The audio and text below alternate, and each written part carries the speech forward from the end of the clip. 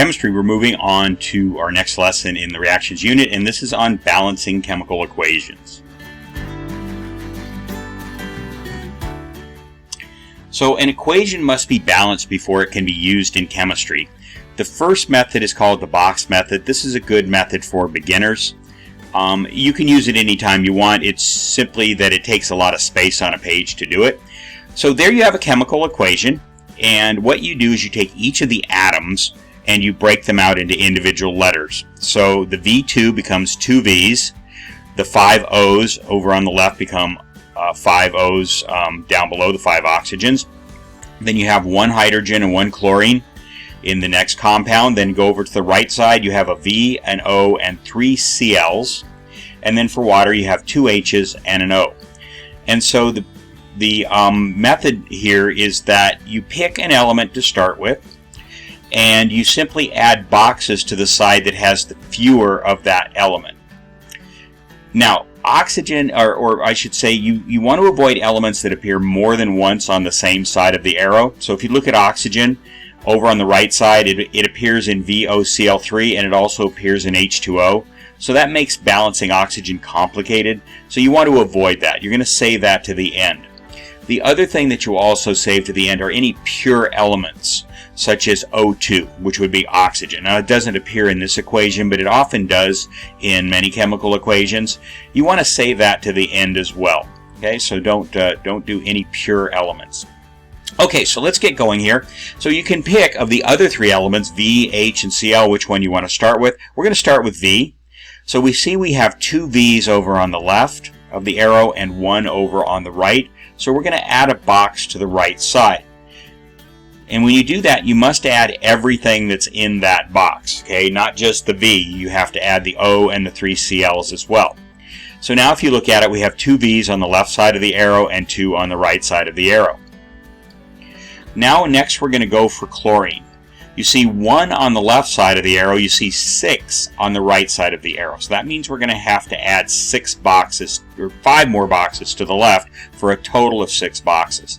So there's 1, 2, 3, 4, 5. So now we have 6 Cl's on the left and 6 Cl's on the right. So V and Cl are now in balance. Next we're going to go for hydrogen. You can see that we have 6 on the left side of the arrow and we have 2 on the right side of the arrow. So we're going to need to add 2 more boxes to the right side to the water. So there's 1 and there's 2. So now we have 6 H's on the left, 6 H's on the right.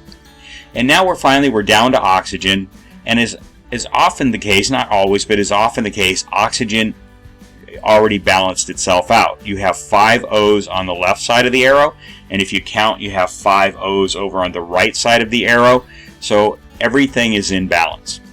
So what you simply do is you place these coefficients in front of each of the compounds, as you see down on the bottom. Okay? So you have 1 V2O5, you have 6 HCl, you have 2 VOCl3, and you have 3 H2O. So again, you can count the elements, but you have the same number of V's on the left as on the right, the same number of O's on the left as on the right. And let's be sure we understand how this works, these numbers. So the 1 in front of V2O5 is 1 V2, so that's 2 atoms of vanadium. And it's 1 times O5, so that's 5 atoms of oxygen. The 6 in front of the HCl, that 6 applies to both the H and the Cl, not just the H. So you have 6 hydrogen, you also have 6 chlorine. It's like distributing in math. You multiply everything by that coefficient, that number out in front. If you go over to the right side, you have 2 V's. You also have 2 O's.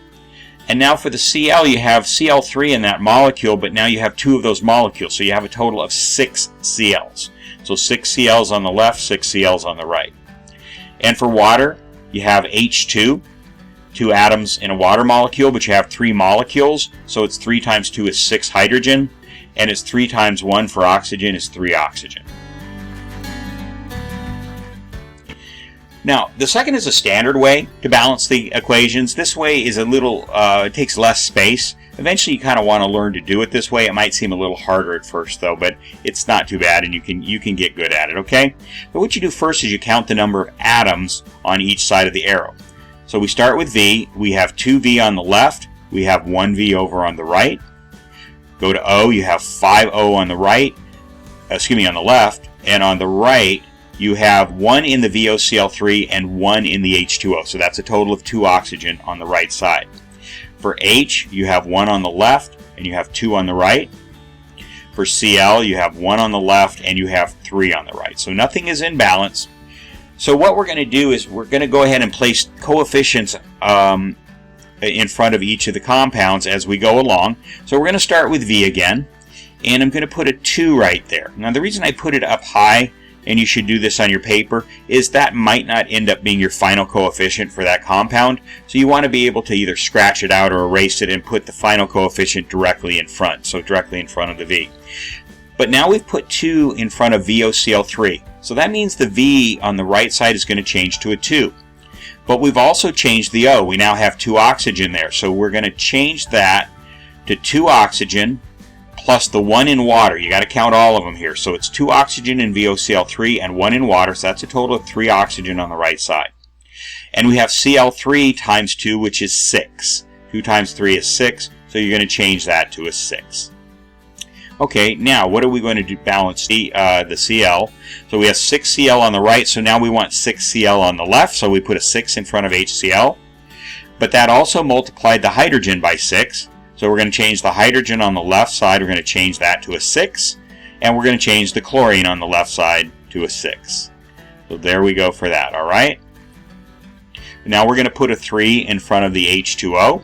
So now we have 3 times H2 is 6. So you go down and change the hydrogen on the right to a 6. And you have 2 oxygen in the VOCl3 and you have 3 in the H2O. That's a total of 5. 2 plus 3 is 5. So you're going to change the oxygen to a 5. And there you go. You can see that all the elements are in balance. 2 for the vanadium, 5 for the oxygen, 6 for the hydrogen, and 6 for the chlorine. So those are your final coefficients. So you can just go ahead and erase those and write them down in front, directly in front of the compounds as you see right there. And that's how you balance equations. You get plenty of practice at this and it'll make sense to you very quickly.